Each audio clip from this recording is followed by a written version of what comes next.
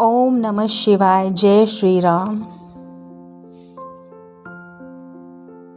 नमस्ते दोस्तों, कैसे हैं आप सब। आशा करती हूँ आप सब बहुत अच्छे हैं, हम भी बहुत अच्छे हैं। और आपका स्वागत है मेरे चैनल, आपके चैनल, हम सबके चैनल दीपिका राणा ब्लॉग्स में। और फिर से मैं एक और नए वीडियो के साथ आ गई हूँ, एक और नई अपने मन की बात लेके। तो बात को मैं ज़्यादा नहीं घुमाते हुए मैं सीधा टॉपिक पे आ रही हूँ कि मैं आज बात किस बारे में करने वाली हूँ। मैं बात करने वाली हूँ इंग्लिश लैंग्वेज के बारे में। और इंग्लिश लैंग्वेज बहुत अच्छी लैंग्वेज है, बट जिस तरीके से हमारे देश में इसका यूज़ हो रहा है वो मुझे थोड़ा खटकता है। और फिर मुझे लगा कि मुझे इस टॉपिक पे भी बात करनी चाहिए। वैसे तो आपको बहुत सारे ऐसे वीडियोस दिख जाएंगे जहाँ पे इन चीज़ों के बारे में बात की गई है कि हमने जिस तरीके से अपनी लाइफ में इंग्लिश को उतार लिया है। तो इस टॉपिक पे कई वीडियोस में बात की गई है, पर शायद मैंने अभी तक ऐसा कोई वीडियो नहीं देखा जिसमें खुल के बात की गई हो।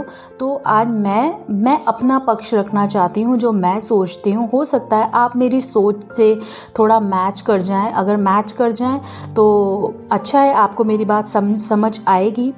तो मैं बात कर रही हूँ जैसे इंग्लिश लैंग्वेज के बारे में। इंग्लिश लैंग्वेज, देखिए, हर कंट्री की अपनी अपनी लैंग्वेज होती है और इंग्लिश भी एक कंट्री की लैंग्वेज है और हमारी हिंदी भी हमारी कंट्री की लैंग्वेज है। माना कि 200 साल तक अगर कोई आपके देश पर राज कर रहा है तो ऐसा बिल्कुल नहीं हो सकता कि आप पे बिल्कुल उस चीज़ का बिल्कुल भी आप पे इम्पेक्ट ना आए। कुछ ना कुछ तो आएगा ही आएगा। और जो 200 साल अंग्रेज हम पे राज करके गए हैं, तो उसका हम देखते हैं कि हमारे लाइफ में बहुत बहुत बहुत चेंजेस आए हैं। हम काफ़ी हद तक उनकी तरीके से हो गए हैं। आज हम अपने खाने देखें, अभी कल ही शायद मैं एक न्यूज़ सुन रही थी, तो उसमें बता रहे थे कि वो नीति आयोग ने वो एक रिपोर्ट रिलीज़ करी है।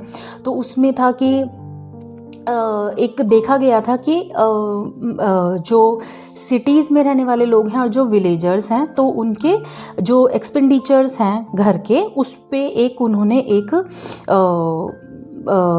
एक लिस्ट बनाई थी कि सबसे ज़्यादा किस किस चीज़ पे खर्चा हो रहा है।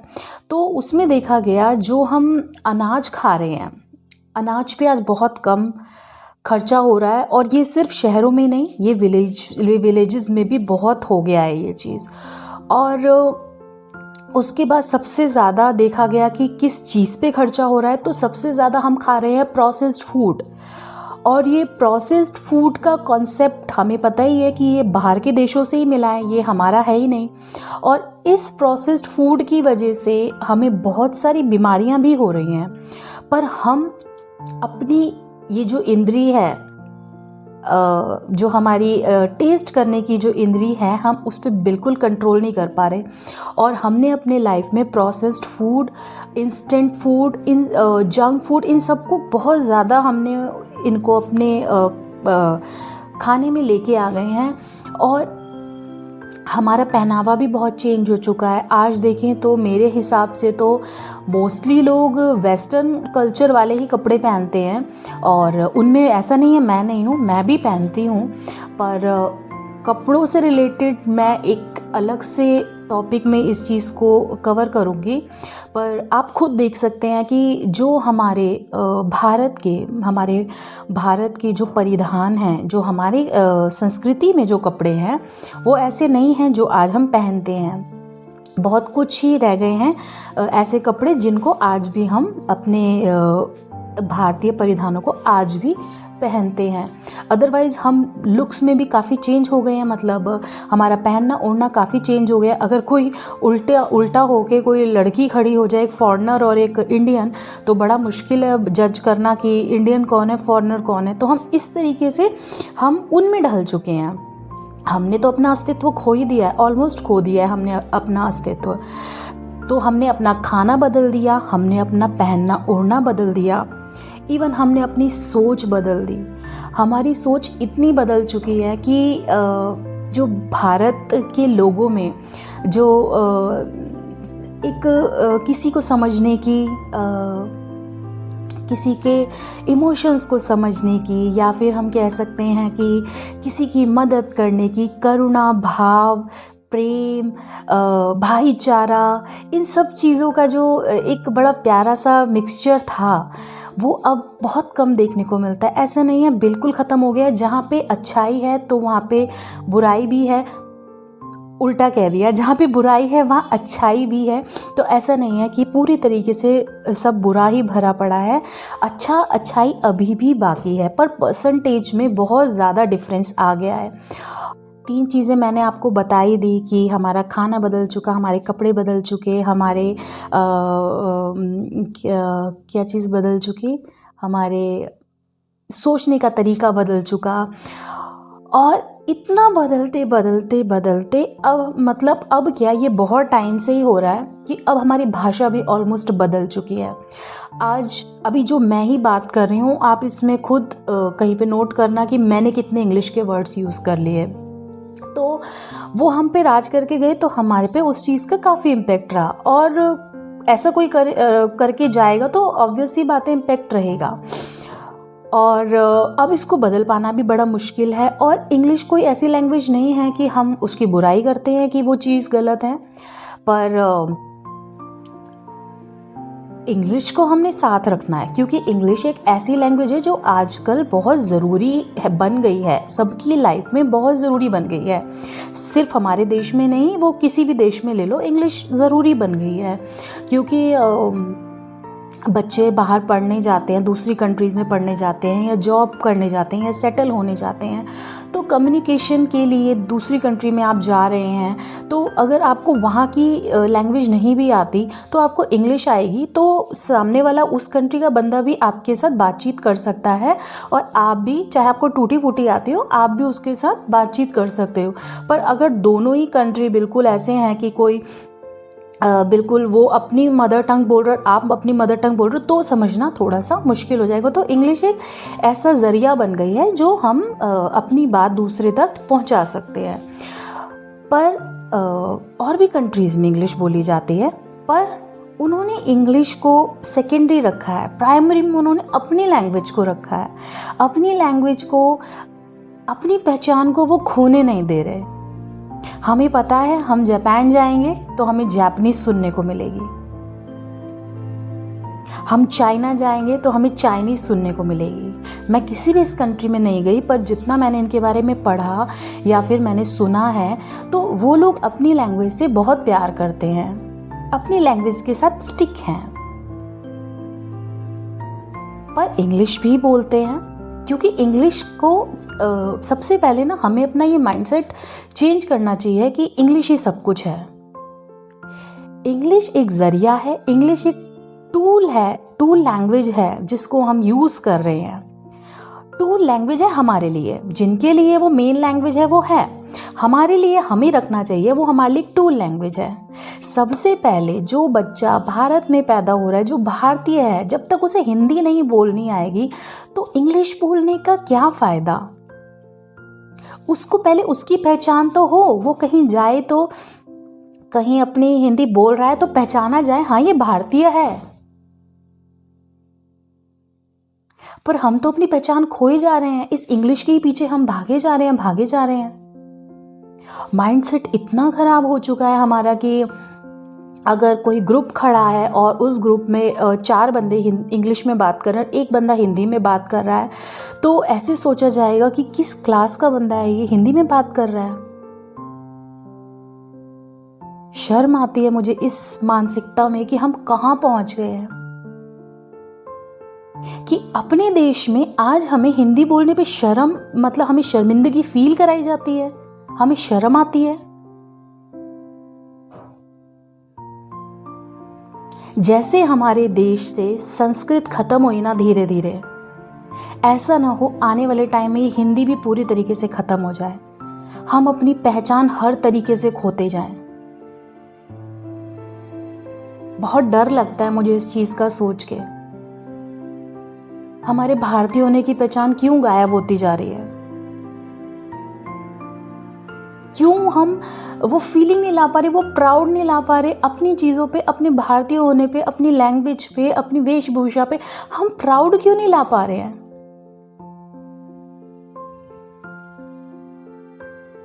कोई अंग्रेज भारत आता है और वो टूटी फूटी हिंदी बोलते हैं तो हम इतना हंसते हैं, मतलब हमारे लिए इतना फ़नी हो जाता है, देखो कैसे बोल रहा है, कैसे बोल रहा है, देखो कैसे ट्राई कर रहा है हिंदी बोलने का। पर यही कोई भारतीय भारत में ही है और वो टूटी फूटी अगर इंग्लिश बोल रहा है तो उसको बोला जाएगा कि कैसे स्कूल से पढ़ा होगा, मतलब कैसे घर से आता है कि इसको इंग्लिश नहीं आती। आप कैसे सोच लेते हैं ऐसे? मतलब जो हिंदी बोलने वाला बंदा है उसे कुछ समझा नहीं जा रहा। कितनी अजीब हो गए ना हम, कितने अजीब मानसिकता में रह रहे हैं हम। आप हर तरीके से ना दूसरी चीज़ में इन्वॉल्व होना चाहोगे, मतलब आप चाहोगे आपका बच्चा पूरा अंग्रेज बन जाए। तो याद रखना कि जैसा उनका कल्चर है ना कि बच्चे थोड़े से अडल्ट होते हैं और बच्चे सेपरेट हो जाते हैं अपने मदर फादर से, तो ये चीज़ आजकल इंडिया में भी हो रही है। फिर हम क्यों रो रहे हैं कि हमारे बच्चे हमने इतने प्यार से पाला, इतना उनके लिए किया और हमें बाद में छोड़ के चले गए। बचपन से तो कुछ रूटीन करो उनकी, बचपन से तो उन्हें कुछ समझाओ, फिर बड़े होके इतनी एक्सपेक्टेशंस। उन्हें अपने देश पे गर्व करना सिखाओ, उन्हें अपनी मातृभाषा अच्छे से सिखाओ, साथ में आप इंग्लिश भी ज़रूर सिखाओ, क्योंकि हमें फिर किसी से पीछे भी नहीं रहना कि हमें उस चीज़ के लिए मतलब कोई अपॉर्चुनिटी मिल रही है हमें और हमें इंग्लिश नहीं आती तो उसकी वजह से हमें वो अपॉर्चुनिटी छोड़नी पड़ रही है। नहीं, ऐसा बिल्कुल नहीं होना चाहिए। इंग्लिश भी आनी चाहिए, दोनों लैंग्वेजेस को सिखाओ। ऐसा ना करो अपनी लैंग्वेज को आप बिल्कुल दरकिनार करके बस आप बच्चे के पीछे पड़े हो, बेटा इंग्लिश में घर में बात करो, बेटा इंग्लिश बोलो, बेटा इंग्लिश बोलो, इंग्लिश बोलो। मैं ये भी मानती हूँ कि जितना हम किसी लैंग्वेज की प्रैक्टिस करते हैं उतना ही हम बोल पाते हैं, अग्री करती हूँ मैं इस चीज़ से।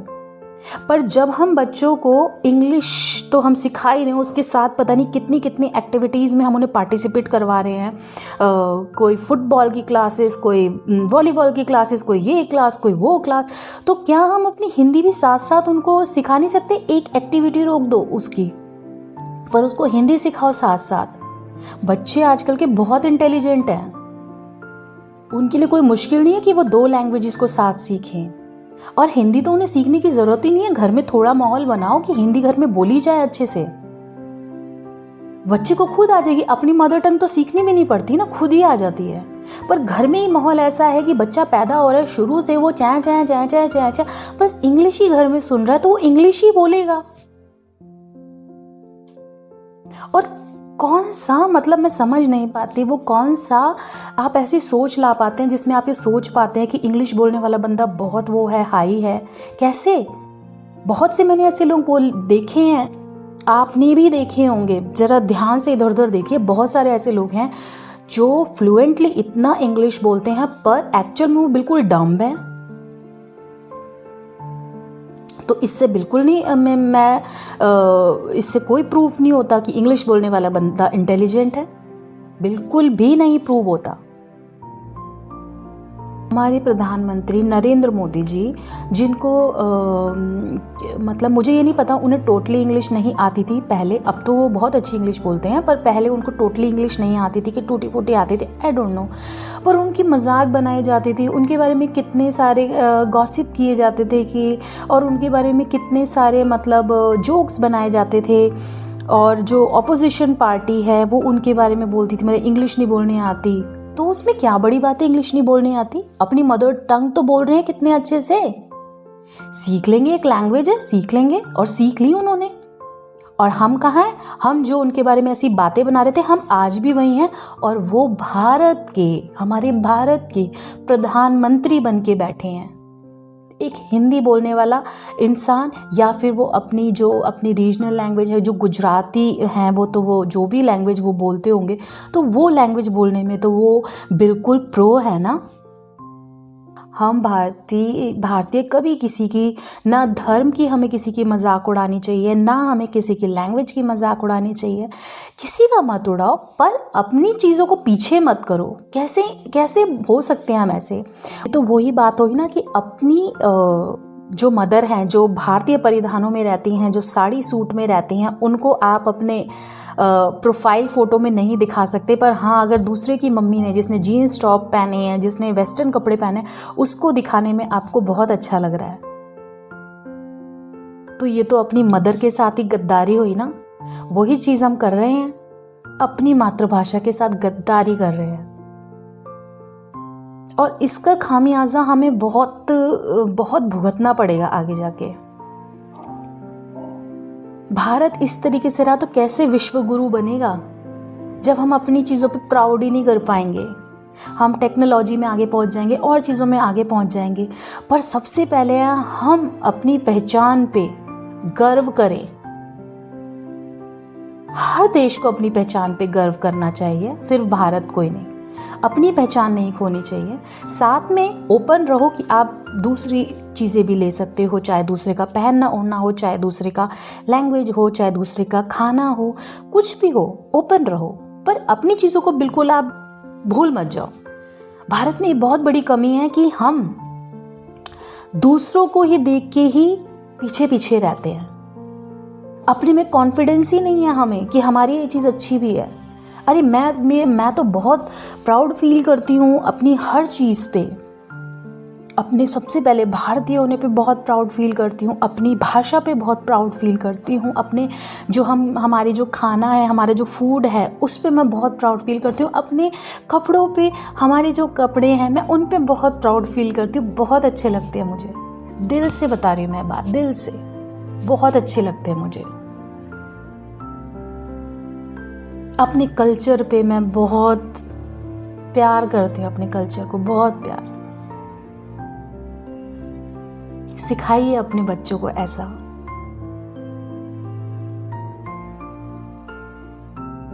अभी से उनको ना आप, जैसे होता है ना एक पौधे को आप उगाते हैं बीज से, फिर वो निकलता है, अंकुर फूटता है, फिर वो निकलता है, और उसके बाद उसमें डेली पानी डालते हैं। तो जो हमें वो पानी डालना है ना, वो हमें अपने संस्कारों का पानी डालते रहना है उनमें। फिर देखना वो पौधा कितना अच्छा बन के निकलेगा, आपको फ्रूट देगा फिर वो। पर जब आप उसमें पानी नहीं डालोगे, उसको जो चाहिए उसको दोगे ही नहीं, उसमें और चीज़ें डाल दो तो पनपेगा ही नहीं। तो उनमें ऐसी चीज़ें डाले, फिर देखना जब वो ग्रो होंगे, जब वो बड़े होंगे ना, तो आप बोलेंगे कि अपने आप को ना आप शाबाशी देंगे कि हमने अपने बच्चे की परवरिश बहुत अच्छी करी। अपने आप पे प्राउड करेंगे और अपने बच्चे पे भी करेंगे। मैं उन लोगों में बिल्कुल कॉन्फिडेंस भरना चाहती हूँ जो इस चीज़ को लेके रहते हैं कि उफ़ हमें इंग्लिश नहीं बोलने आती। कुछ नहीं होता बच्चे, अगर नहीं आती सीख लेंगे। अपनी मदर टंग तो हमें अच्छे से आती है ना। अंग्रेजों को भी अपनी मदर टंग आती है जो इंग्लिश वो बोलते हैं। वो हिंदी ना बोलने पे वो रोते हैं।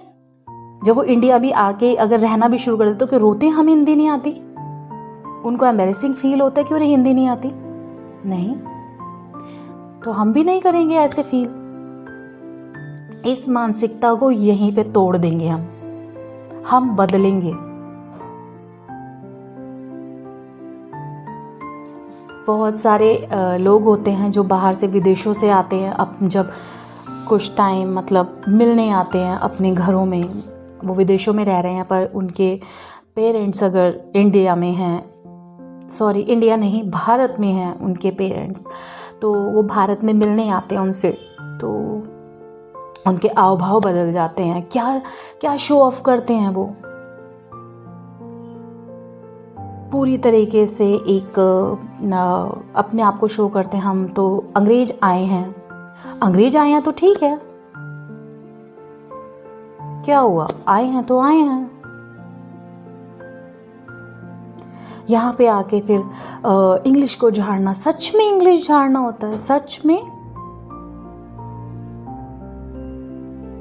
झाड़ो तो आके हिंदी झाड़ो। तब हम सोचे अरे बाहर रह के आए और फिर भी अपनी मातृभाषा इतनी अच्छे से आती है, बात तो तब हो ना। पर वहाँ से रह के आए, वहाँ की लैंग्वेज सीख के आए हो और यहाँ पे बोल रहे हो तो क्या बड़ी बात है। बात तो वो होती ना कि आप उन सर्कमस्टांसेस में रह रहे हो जहाँ पे इंग्लिश ही इंग्लिश है और उसमें भी आप अपने देश में आके अपनी मातृभाषा में बात कर रहे हो, बात तो उसमें है। क्या मैं गलत बोल रही हूँ? शर्मिंदगी करो अगर आपको हिंदी नहीं बोलने आ रही भारत के अंदर रह के, या अपनी जो आपकी रीजनल लैंग्वेजेस हैं वो नहीं बोलनी आ रही।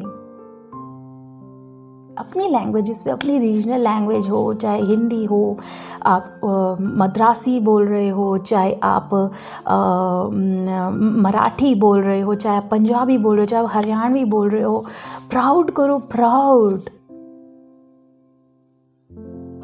तो हम प्राउड से बोलेंगे, हम भारतीय हैं, हम हिंदी बोलते हैं। इंग्लिश हम एक एज अ टूल लैंग्वेज सीखेंगे ताकि हम किसी से पीछे भी ना रहें, और अपने बच्चों को और अपने आसपास भी ये बात में ना, इन डिस्कशंस में शामिल कीजिए ये बात। मैं इसी आशा के साथ इस वीडियो को मैं एंड करती हूँ कि आप मेरी बात बहुत अच्छे से समझे होंगे। ये शोशाबाजी नहीं है, ये इंग्लिश की मेरा बच्चा इसमें पढ़ता है, इंग्लिश स्कूल में पढ़ता है, ऐसा पढ़ता है, वैसा पढ़ता है। सच में सोच के देख लेना आप, मेरे तो दिमाग में बात बिल्कुल नहीं उतरती। तो मैं अगर आपको ये वीडियो पसंद आया हो तो आप इस वीडियो को लाइक करना, मेरे वीडियोस पसंद आ रहे हैं तो चैनल को सब्सक्राइब करना, और कुछ इन्फॉर्मेटिव लगा हो तो इसको आगे भी शेयर करना। तो चलिए इस वीडियो का एंड करते हैं। ओम नमः शिवाय, जय श्री राम।